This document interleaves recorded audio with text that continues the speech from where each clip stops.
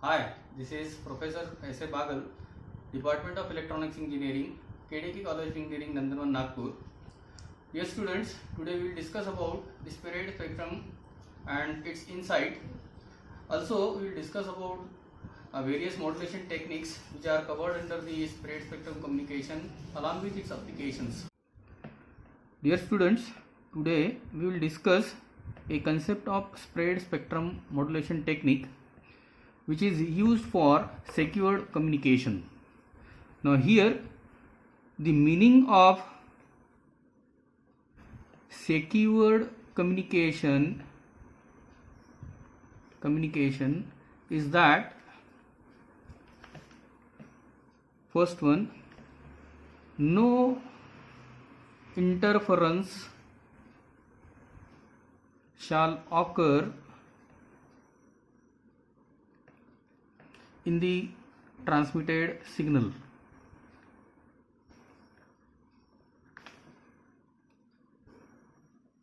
Second, no jammer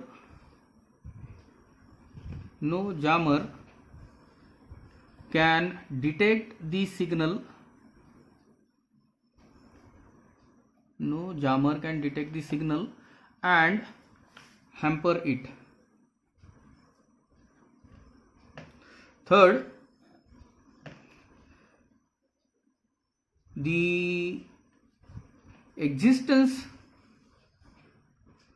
of the signal intended to be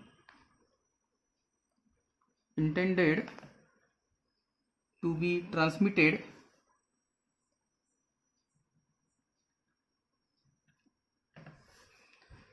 can no longer be detected by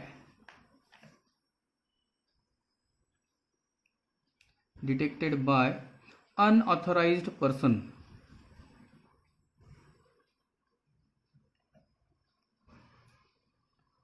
That is, it can be hide. The next, it has multiple access capability. So these are the features of secured communication. As far as spread spectrum signal is concerned or modulation technique is concerned, it meets all these parameters, and that's why this spread spectrum technology or modulation technique is used in a domain or area where security is of main concern, like military operations, police department and sensitive government departments, and a situation like war-like situation as well. And therefore it has got a very tremendous application in the sensitive areas or sensitive domain. Now when we talk about the spread spectrum, the term that is spread, it indicates that we have to spread the spectrum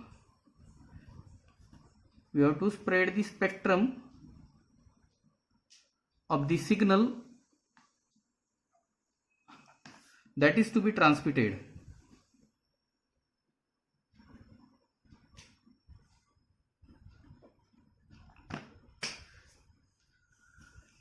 Suppose we have a signal,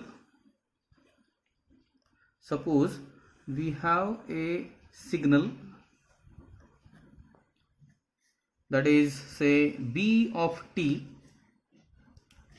that is denoted by B of t, having a spectrum of, say, 1 kilohertz. Then by using spread spectrum technique, it can be enlarged or increased by a certain amount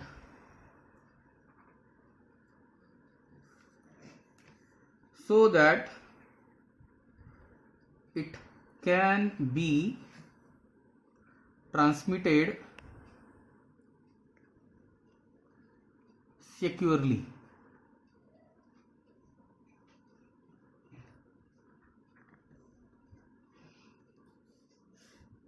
Now here there are 2 points. First one, we have to modify, rather increase the bandwidth of the signal to be transmitted.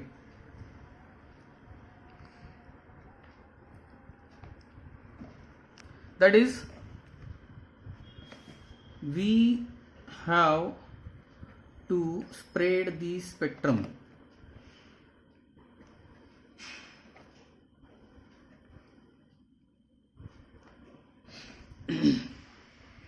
Second,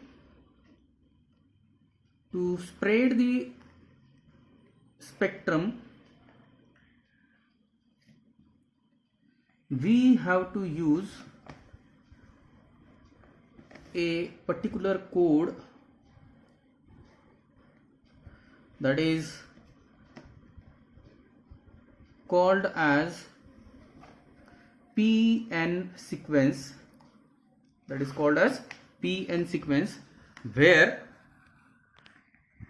PN sequence is nothing but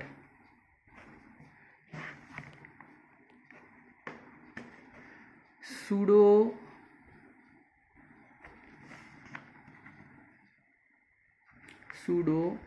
random oblique pseudo noise signal. So as far as spread spectrum is concerned, there are 2 issues. We need to enlarge the bandwidth of the signal that is to be transmitted, and to spread this signal bandwidth, we need to use a code that is called as PN sequence, where PN stands for pseudo noise or pseudo random signal.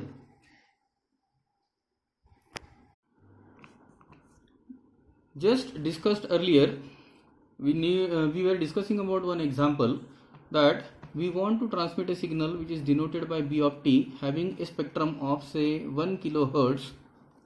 By using the spread spectrum technology, we can boost or we can increase this 1 kilohertz bandwidth to another enlarged value, suppose say 4 kilohertz bandwidth. Since there is a spreading of the bandwidth of the basic signal, that is from 1 kilohertz to 4 kilohertz, this technique is called as spread spectrum technology, spread spectrum modulation technique, or simply communication technique.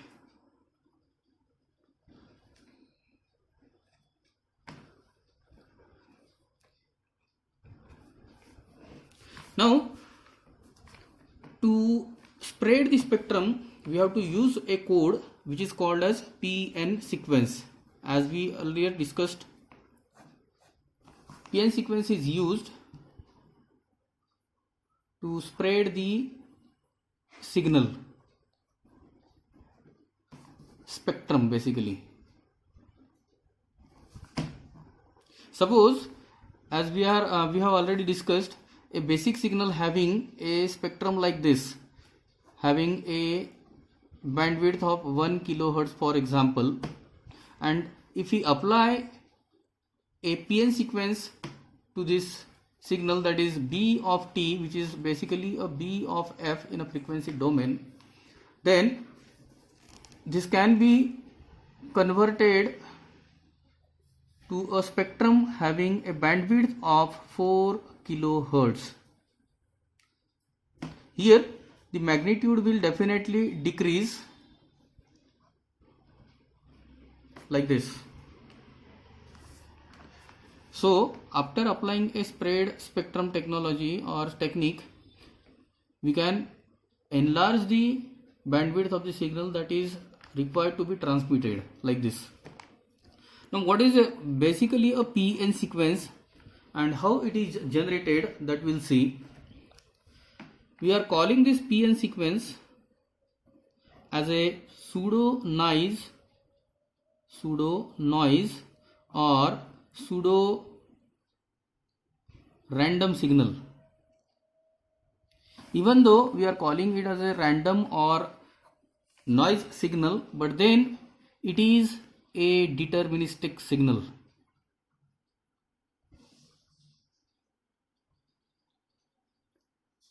It is a deterministic signal. It means that we know how to generate the PN sequence, what is the technique that is being employed in order to generate this PN sequence. Even though it acts or it looks like a random signal, but then it is not exactly a random signal, it is a deterministic signal. And we know that as far as deterministic signal is concerned, it can be represented or it can be modeled using a mathematical expression. That is what a deterministic signal is. Okay? I'll see how to generate a PN sequence. To generate a PN sequence, the basic component that is used is LFSR, that is called as linear feedback shift register. And hope all of you have at least studied these shift register in the previous semester. Now as far as LFSR is concerned, the very first significance of LFSR is that it has no input. It has no input. Second, if M are the number of flip-flops, then the sequence length is given as 2 to the power m minus 1. Suppose if we have m that is equal to suppose 3, that is 3 number of flip-flops, then the sequence length, which is denoted by capital N, is given as 2 to the power m, that is 2 to the power 3 minus 1. This is equal to 7. So the value or the sequence length is n is equal to 7. Now if we draw or if we consider a 3-stage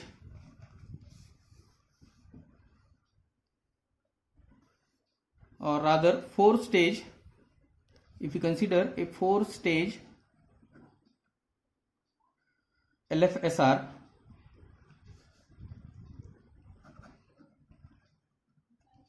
as shown in figure below,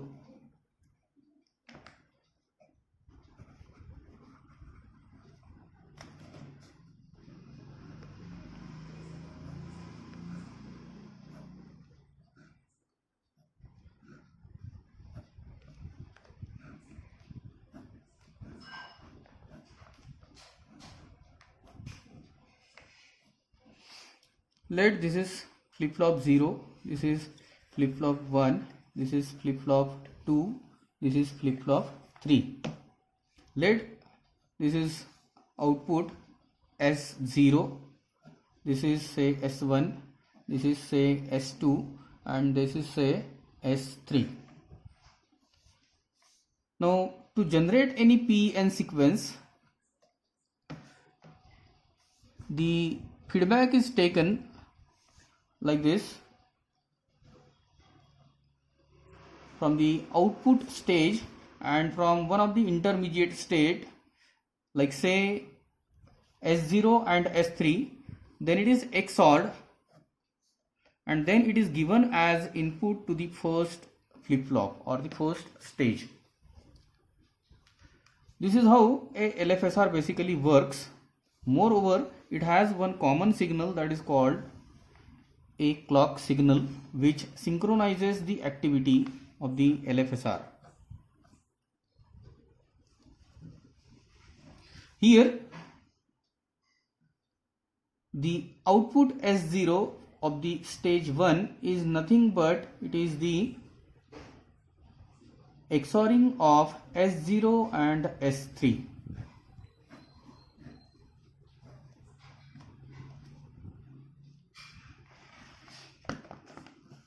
Now if we prepare a table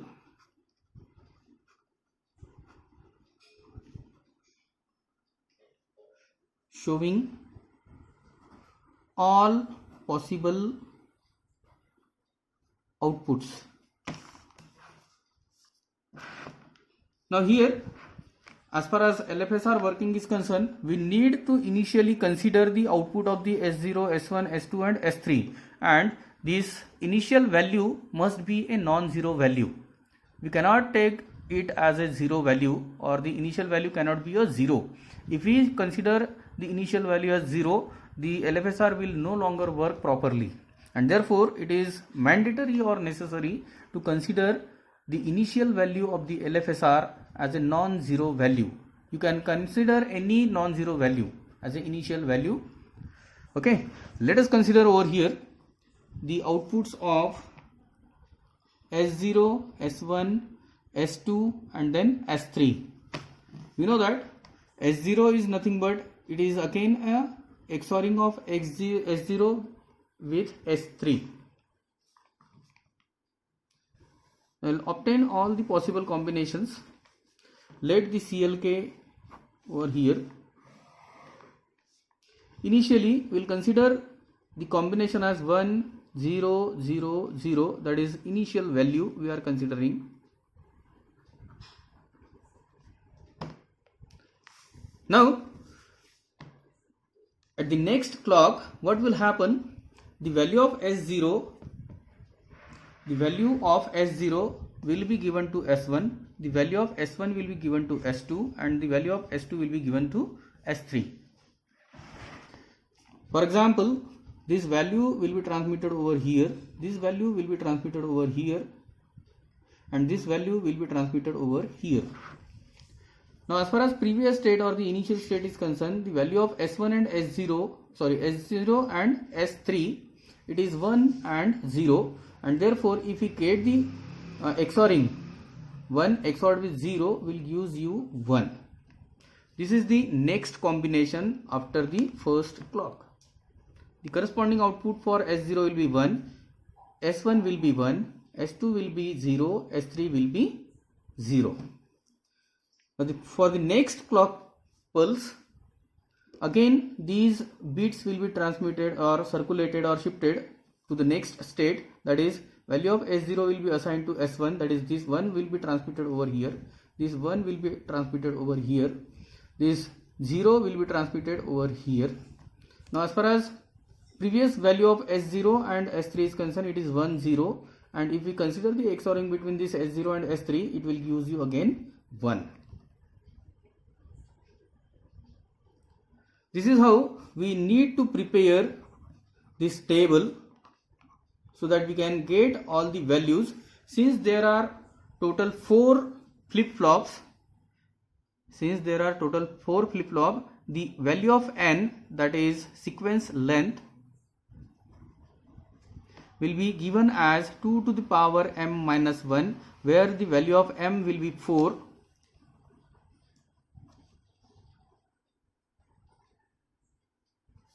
minus 1, this comes out to be 15. Okay, after 15th value the sequence will get repeated. Okay, we'll see that again.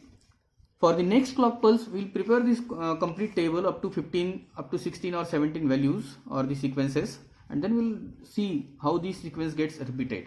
Okay, now these 1 1 1, these three will be shifted one by 1 bit towards right, and you will get 1 1 1. And as far as previous combination or the previous values are concerned, it is S0 is equal to 1 and S3 is equal to 0. And since we are taking the XORing between this S0 and S3, the value over here will become now again 1. Again these values will be shifted for the next clock pulse, so it will be 1 1 1. Now here 1 and 1 XORed will get 0. For the next clock cycle, this combination will be shifted towards right by 1 bit, so you will get 0 1 1. This is for this clock, this is for this clock, this is for this clock, this is for this clock, and this is for this clock, that is 0 1 1. And if you consider this one, you will get again 1 over here. For this particular clock cycle, the data will be shifted towards right by 1 bit, so you will get 1 0 1. Since 1 1 over here, you will get the XORing as 0. Again for this clock pulse, the data will be shifted, so it will be 0 1 0. Here 0 and 1 are the values of S0 and S3. If you take the XORing, you will get over here 1. This is how we have prepared a table. Now if you look at over here, from this particular sequence, the sequence is getting repeated. We have initially considered the values of S0 to S3 as 1 0 0 1 0 0 0. The next combination that we obtained is 1 1 0 0. The same value now it is getting repeated.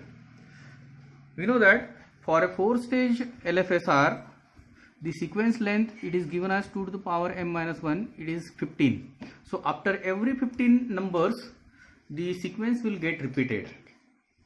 Okay, so we can say that after 15, then 30, then 45, the sequence will get repeated. Now as far as the sequence is concerned, the PN sequence, the value of this S3, if you look at this LFSR, the value that is this is nothing but it is the output. The PN sequence that we need to consider is nothing but the values that are generated by the S3, that is the output of the LFSR. So if we mark this output of the S3, that is PN sequence. Now keep in mind that if we consider this value, initial value that we have already basically assumed, then we need to not cover the repeated values. So we will consider the sequence up to this value only, up to this particular sequence only. We will consider the value of S3 in order to generate the PN sequence. And therefore the PN sequence, if we consider the values of S3 for the consecutive 15 clock pulses, the value is given as 0 0 0, that is 0 0 0, thereafter 1 1 1 1, 1 1 1 1, then 0 1, then again 0 1 1, then 0 0. How many total values are there? 1 2 3 4 5 6 7 8 9 10 11 12 13 14. Somewhere we are basically lagging. 1 2 3 4 5 6 7 8 9 10 11 12 13 14.